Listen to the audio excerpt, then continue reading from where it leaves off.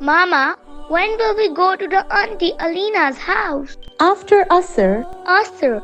What's that, Mama? Come here, sit with me, Fatima. Yes, Mama, sure. Prophet Muhammad ﷺ advised us to teach our children how to offer 5 daily prayers so that they can start performing prayers in the age of 7 years. So my dear, now I will tell you the names of the prayers and the time when we will pray. Mama, it seems difficult. I will learn some other day. You know, my lovely girl, Salah, prayer, also known as the Mass, is the first question that would be asked on the day of the judgment, and it is the command of Allah. Oh, I don't know about it, Mama. It means it's very important to learn, as Prophet Muhammad ﷺ told to teach the children the 5 daily prayers. When they are at 7, I am ready to learn, Mama.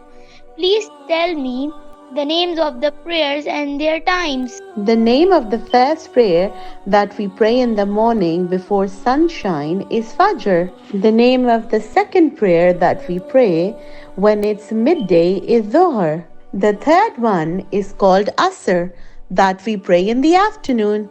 The fourth one is Maghrib. We pray Maghrib after sunset. The last one is Isha. We offer Isha when it's night. So these are our 5 daily prayers.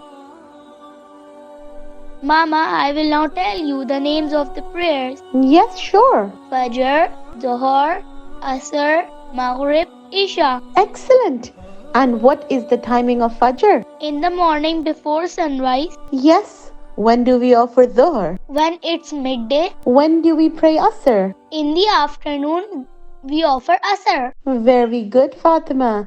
And what about Maghrib and Isha? Maghrib after sunset and Isha when it's night time. MashaAllah, your all answers are right. Stay blessed, my girl. Jazakillah, Mama. Waki, Fatima. Now it's afternoon.